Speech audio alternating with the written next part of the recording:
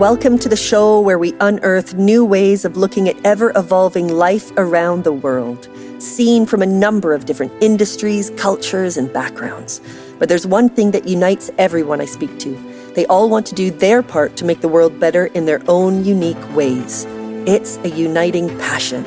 Whether they're from the commercial world, third sector, or public sector, from the global north or the global south, my name is Philippa White, and welcome to TIE Unearthed. Hello, and welcome to episode 42 of TIE Unearthed. Today we have none other than Ines Vogeler with us, the brain behind TIE's strategy. Now, for over 30 years, Ines worked at Leo Burnett as a global strategic planner.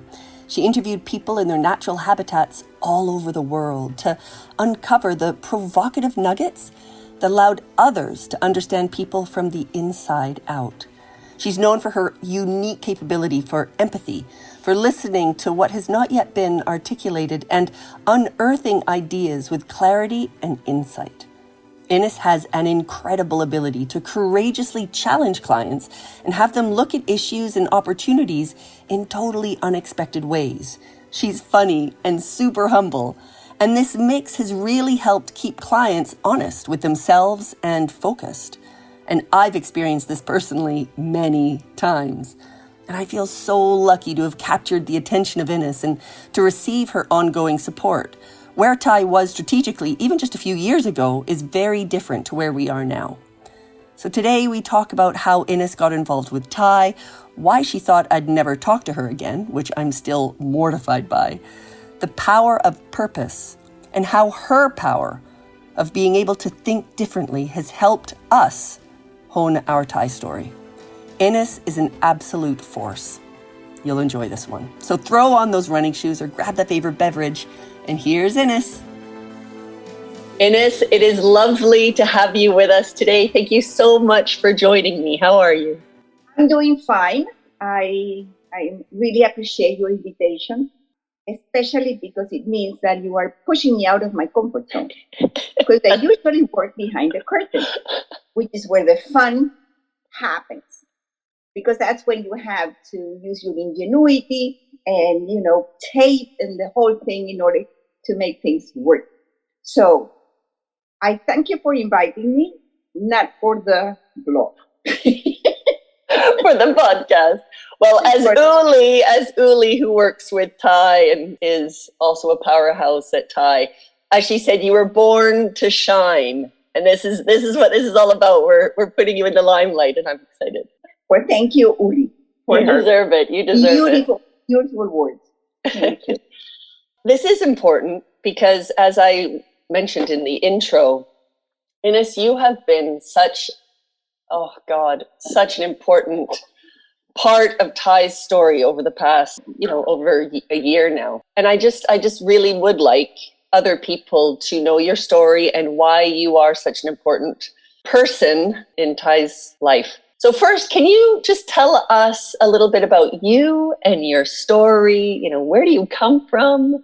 A little bit about your background to bring you to life. I was born and raised in Venezuela. I'm the daughter of a German immigrant and a Venezuelan lady, beautiful lady, who fell in love the day they met. So it's absolutely a beautiful story. I'm the third of 8 brothers and sisters, and I was sort of a rebel my whole life. My background from universities is industrial relations, which is human resources, which in reality I never practiced. And I have to confess that I didn't choose the career. My father did for me because he thought that I had the way I was, and he discovered it. I never discovered that before. It was my connection with people. I was a people's person. And because I was in a finishing school in Switzerland, where I got my German diploma for German, which I have forgotten, of course. And the only question, so he chose my career for me, but he really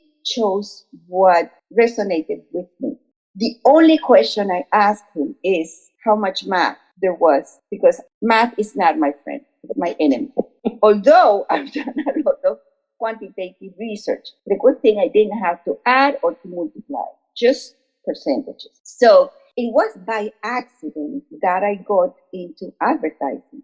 because a friend of a friend, she was the client service director at Walter Thompson. And at the same time, she just came back from doing her master in psychology. So she had two jobs. She was the client service director, as I said before, but she was a human resources person as well.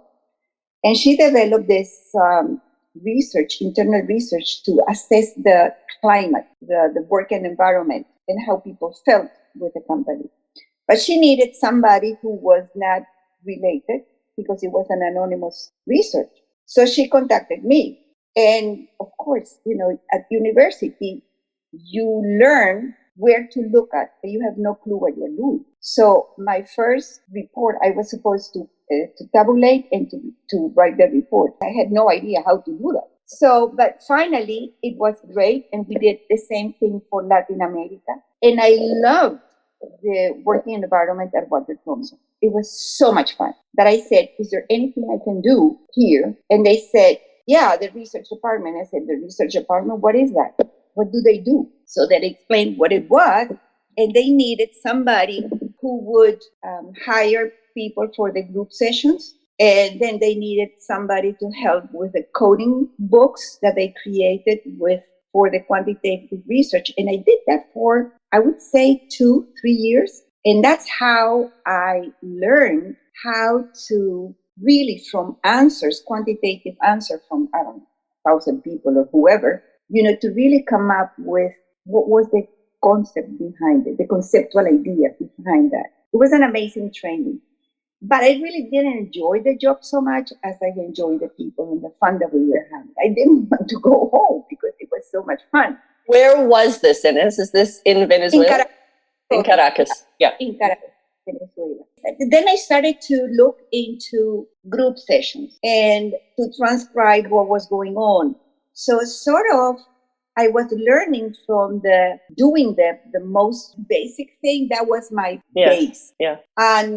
And then one day, the general manager, it was lunchtime, and I was working in the transcription of what the group session, and he came desperate because he needed a fast report, a flash report, because the client was coming, I don't know, in an hour or something like that, and there was nobody there. I was the only one. And he said, can you please do that? I said, I have no clue. You have to do something. Help me out. So I did. I went to the files and I saw how the flash reports are reported. And I just did it. And then the research assistant quit. And my husband had lost his job because there was a change in his company, as usual. And I got a job for a research assistant. And a couple of months later, and that's what I learned to write reports. And then a couple of months later, my mentor at Walter Thompson, the lady who was the client service director in the human resources, she quit and went to Leo Burnett. The day she came into Leo Burnett, the research director quit. And she called me and said, Ines, you can do it. I said, I cannot do that. I don't know what's the difference between a quantitative and a qualitative research. How can I write a proposal? And she said, oh, you'll do it. So I went to the interview with the general manager, and he said, what do you know about Leo Burnett? I said, I have no clue. I just heard about Leo Burnett yesterday. So that's how I started my career in advertising, by accident, without knowing anything, and yes, driven by instinct. Oh, incredible. And so you started in Caracas at Leo Burnett. At Leo Burnett, and then I woke up every day at 3 or 4 o'clock in the morning to study. I had all the marketing books, all the research books, and, the tools, the whatever. And that's how I learned on the job. I remember we had a new business pitch. And of course, I had no idea what a business pitch was. So I spent the whole night. My poor husband was listening to me because I had to learn it by heart.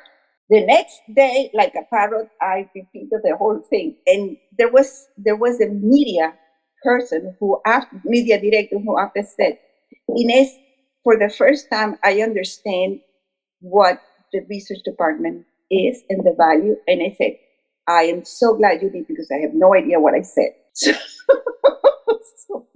it's embarrassing to say all that, it's the truth. I mean, you have to be humble and recognize, that many times in life we are not prepared to face a challenge, and we still do. And I think that's the fun thing of life is an adventure. You never know what's behind the next curve. So that's how I started at Leo Burnett. And there I was the research director for 10, 12 years. And then came database marketing. And by accident, again, there was a client who heard about Leo Burnett doing database marketing. And of course, I was the person in research. Chicago decided I was the person to call. I had no idea about database marketing either. But then, the preparation that I had with quantitative research. And the thing that I loved about quantitative research is finding a story between the numbers. You would go from one chart to the other, from one table to the other, and then find out why are people disappearing from one question to the other.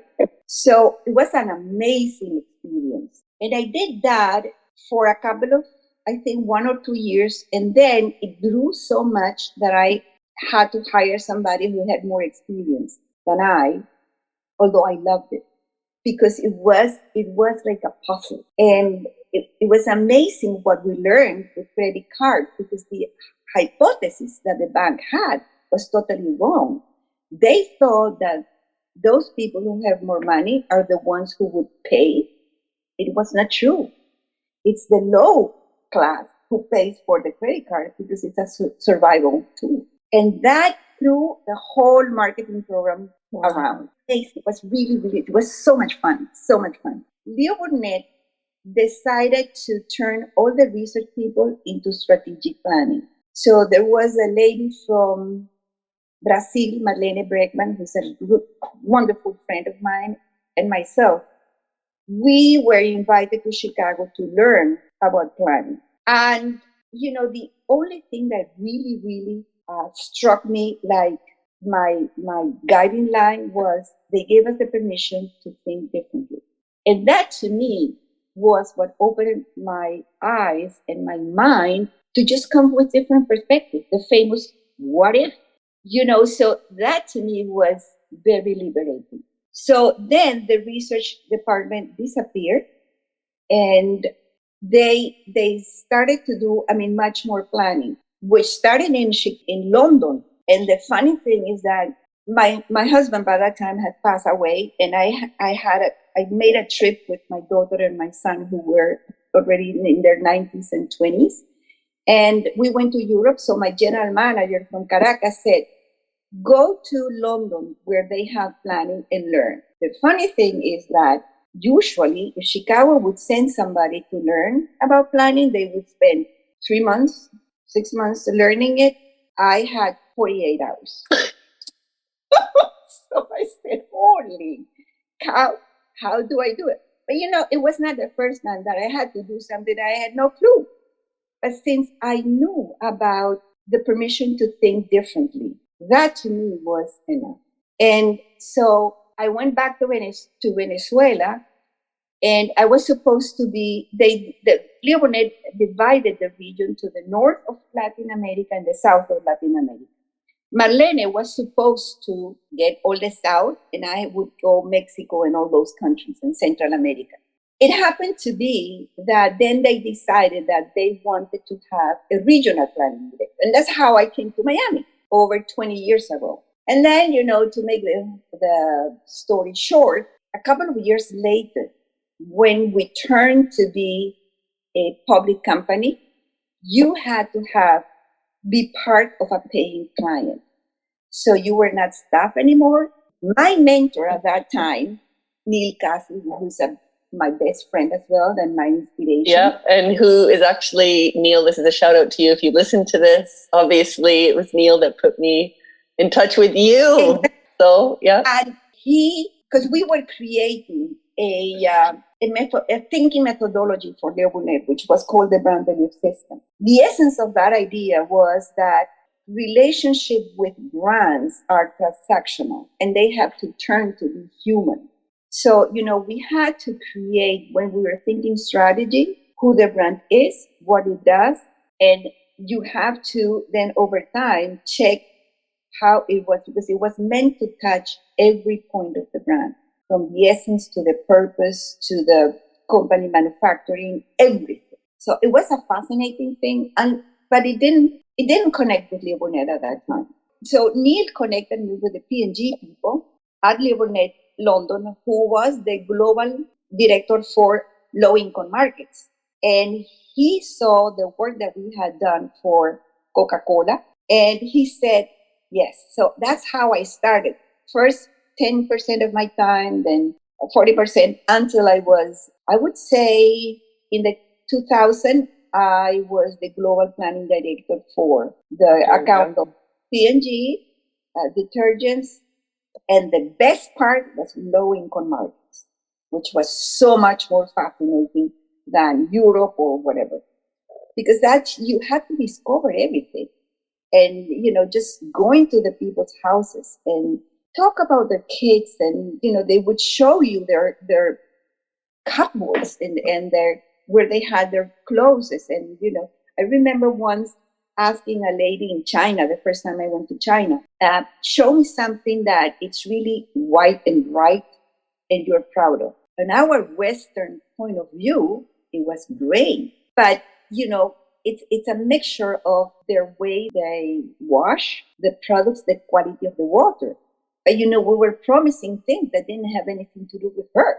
So that was fascinating. So it also allowed me to travel around the world and go to places, to Australia, South Africa, China, Russia, and Egypt, Marrakesh. So it was my passion. And then I retired because I got old. What can you do? And after I retired, Neil put me in connection with you. Yeah. And being true to my think differently, I remember you gave me, because I'm a coach as well, and initially the idea was to work and help you with coaching, but you already have a fabulous coach in Janice. So, and this was always a pro bono, because I wanted to do something that really challenges my mind, because if my mind is not challenged, I'm not happy. You gave me your webpage, the content of your webpage. Yes, yeah. And as I said, because we strategic planners are allowed, we have the permission to think differently, we are quite disruptive. Yeah. Of course, very disruptive with the content of your webpage. And I remember sending it to you saying, I might not hear from Filipa again, which happened. I know.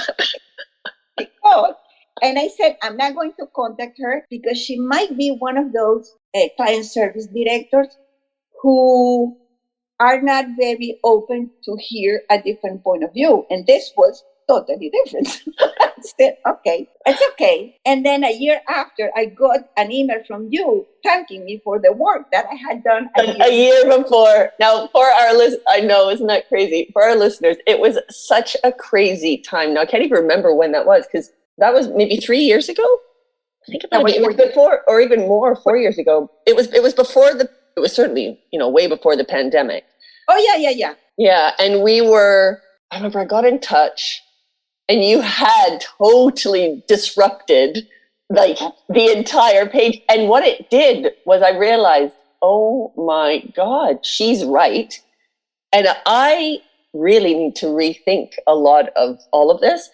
And I ended up getting into a bit of a spiral because there was so much happening at the time. And I obviously very rudely, and I would like, please, anyone, if I do go silent, please don't think that I don't like you. It's literally, I think my brain just kind of went a little bit, oh my God, I really need to think about it. And I had this sort of on my list of things to do. I need to get in touch with Ines, but it was kind of a thing of, I need to really dive into this. And anyway, publicly saying I'm very, very sorry for taking so long to get back, but I'm so happy that I did. No worries. It happened to me during my professional life so many times that I was used to people, to shake up people. It's not, I totally understand, totally understand that people. No, it was very rude of me, but what it did was the fact, and, never change, because being a disruptor is so important, because it shakes people. And you have to be open to that change. You have to be open to that change, because as long as it's in the right kind of direction of where you're wanting to go. And of course, but change is not a bad thing. And it was just fantastic that I then did, obviously, I was always meaning to get back. I can't believe it took a year. And that just goes to show how crazy that particular time was.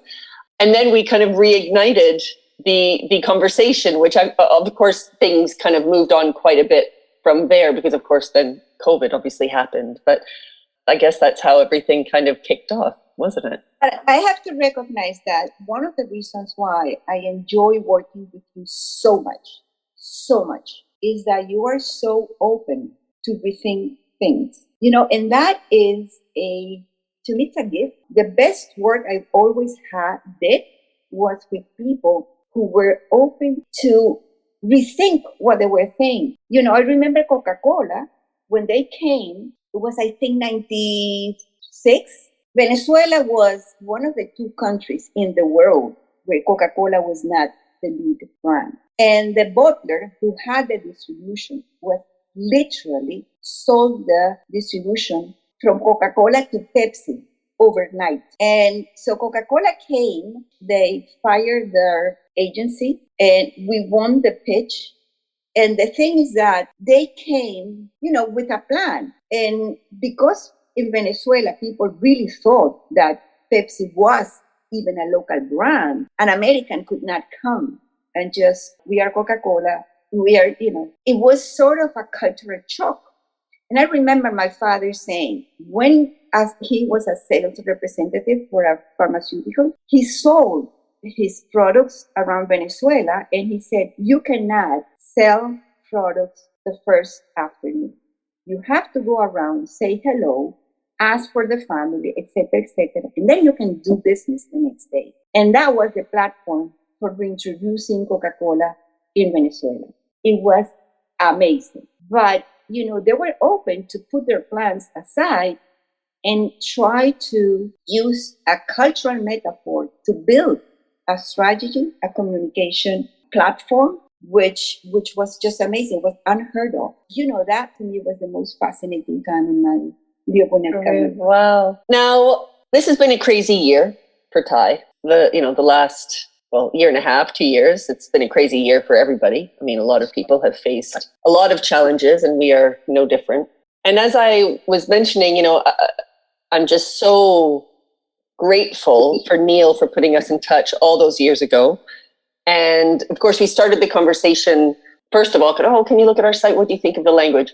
But obviously it became a much bigger conversation than the website. And particularly reflecting on all of the change that Thai faced through, the challenges with COVID, we had to really revamp everything. And including, we really did have to look at our strategy and really properly understand, why are people engaging? What is it about the experience that is truly game-changing? And as you're the brain behind a lot of this thinking, I just think it would be really interesting for our listeners to just understand from your point of view, where were things? How did you find Thai? As in, how was it?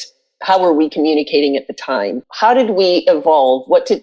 How do you see things as far as how things then got to where they are now? Well, it's not an easy question, because again, the two of us, in our conversation, we were discovering things together. So there is not a me and you, it is an us. You challenge my thinking, I challenging your thinking. But the thing is that when I started to read your webpage, what really struck me was the unique context where this training happened, which to me was the competitive advantage. Why? Because, you go to university, as I was saying, when I went to university, I learned statistics, I had no clue how to apply it. You go back or you go to a workshop, wonderful, you have a wonderful time, especially if you sing Kumbaya at the end. But how do you apply that to the everyday? Then the everyday attracts you again, and you forget, all what you were exposed to. And being a coach and going through, when I look at my life and people, it's different when you experience yourself, the insight. When that inner understanding allows you to say, oh my, or an aha, I never thought it this way. And I thought it was the social context or the social impact, I think, was sort of blinding us at the beginning. There were two things that were blinding us. One, leadership, and the second one was, the emphasis in leaders as our target, and the social issues as the objective. And intuitive, I thought, if we go and compare ourselves to the regular, even coaching or academic offers and workshops, the difference was how you got people to learn and to grow from within. And we were not touching that. I thought we were missing the point, and people would understand this is a volunteering thing. It's wonderful. My company is paying for it. Reading through all the answers that people will give after the project, the weight of the personal understanding, the personal insight, how they started to learn who they are and what makes them tick from a much profound way of doing. It was about bringing meaning where maybe there was none. It was changing even the work they were doing from a transactional means to an end to something that would fulfill them internally. So, of course, if we've been talking about this for 2 years now, the clarity that we have today, we didn't have 2 years ago. Yeah. We sort of were playing around it, but we never really expressed it that way. And I remember talking about the social issue was the catalyst of the growth. That was the turning point. When you said that was the turning point. Yeah. I think it's the method what makes you so unique and so long-term impact, because people experience themselves. What is it that resonates? It brings your values. And once you understand the values and you live with those values as your guiding light, choices are easier. You feel much more fulfilled. And then there is a sense of well-being. And that's where people can choose in a much more informed way where they're going to work, what they're going to do, and what they're going to say no to, which to me is more important than saying yes to. Listening to you talk, because as you know, we have an article that we need to write to go out this week. And it's based on the great resignation and how purpose is so important in people's careers. And actually, question mark, is purpose what is the answer to kind of keep people? And I would say yes. And I've got so many opinions about this. And of course, we're sort of putting something together. But Maya, my 7-year-old, asked me to watch a movie with her this weekend. And her sister was out at a friend's house.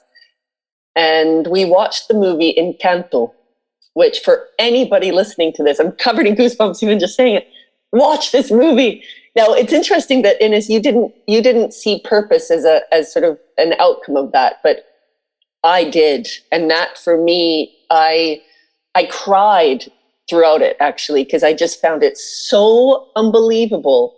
And I think the reason is because what I find it just comes back to why I started Thai, actually, because what is so suffocating is people feeling stuck in a box or in a convention or in a certain way of doing things. And they can't even see past that because they haven't had the opportunity to see past that. They don't know anything different. We're victims of our circumstances. And this movie showed people who had this gift, but this one person didn't, until she then realized it. And that was when the magic came back. And I just think it's this magic that we're unearthing through these experiences. And time again, we have people, I had somebody he grew up in Kensington Palace, and we had him in Brasilia Teimosa, which is sort of a community, almost favela in Brazil. And he was living there for 30 days. That was sort of before we went virtual. We've had people who, come from incredibly posh backgrounds and had never had the opportunity to sort of break out of that. And they find themselves having to get into the heads and minds and lives of transsexual street workers in Brazil. And it's through that experience of breaking out of those confines of society and jobs and silos and suddenly seeing the world in a completely different way that unleashes that magic. And that magic is that purpose. And I think it's that I didn't get that part. I heard it because when I then go back through all of the evaluations, which I ended up doing after working with you, Ines, because I sort of started to go back through all of the evaluations and reading them, and time again, that's what kept coming back. It's, oh my God, I realized what makes me tick. I realized I needed to push myself in this way to be able to really realize what was important to me, or what, where my skills lie, or, oh my God, now I know what I want to focus on, or now I know what actually really drives me. And that is the key. And I think, there's somebody who is also one of my mentors, Gib Bullock, and he set up a similar organization that worked within Accenture called ADP. And actually, he's been on a podcast as well. And he often said, as I would be talking to him, no, the key is don't change companies, don't change industries, change the company or industry you're in. And if you're feeling a certain way, then probably other people are feeling that too. And then you just need to unearth the confidence and the understanding and those insights to then make that change. It's through working with you, Ines, that we unearthed that, because I was all over the place. I sort of felt like, is it saving the world? Is it leadership? Become a better a better leader, or let's make the world a better place. And yes, all of that happens, but that's actually not the focus. And we cracked that, I feel. If COVID wouldn't have happened, I don't think we would have had the clarity that we have today. Yeah. Because, it stopped the world, which meant that suddenly you were confronting with a challenge that made you vulnerable and made you think, what is it that I am doing? Why am I accepting what others are imposing on me? To your what you said about being constrained. Everybody was imitating the others because the value that everybody was going about was my career, the ladder, the corporation. And if you remember, and I was thinking the other day, when the depression in 2007, 2008, there was so many firing. And then suddenly you were exposed to work for you and somebody else, a cover for them because they were not working anymore. So everybody was stressed out. You were doing the work from 2 or 3 people. So, but because it was happening all over the world and everybody was going through the same stress, but you could hear it. And I think that now, we were living that for many, many years, and suddenly you are at home with your family and say, what am I doing with my life? So I think that it's a combination of circumstances where, yes, we started at that time, it was valid to only think about leaders within the companies because that's where the connection you had. Yeah. But as we read more, as as people started to work again or looking for jobs, suddenly the people say, no, not for me anymore. Because there is I think that the word is a thirst for something bigger than I am. Yeah. And in order to, what is that bigger than I am? Well, you have to go to tap into and discover what is it that you have, what are the values that you have so that you can align them with the organization, any organization. Exactly. And actually, that's interesting. Just also when we were, sorry to cut you off, but just to complement that, because when we were creating our strategy with Vianney, and again, kind of back to the great resignation point, so many people that when you're feeling that sense of uneasiness, that thirst for something bigger, that sort of, oh, what else is out there? The natural maybe response is, okay, let's just change everything. I'm going to quit my job and do something else. And it's looking externally, isn't it? It's looking externally to solve that inner feeling. And actually, I think what we also unearthed with all of this thinking is, and what I'm super excited about because we see it, is going through something like this and pushing yourself in that way, you are actually able to start to unearth that inner vision or that inner understanding.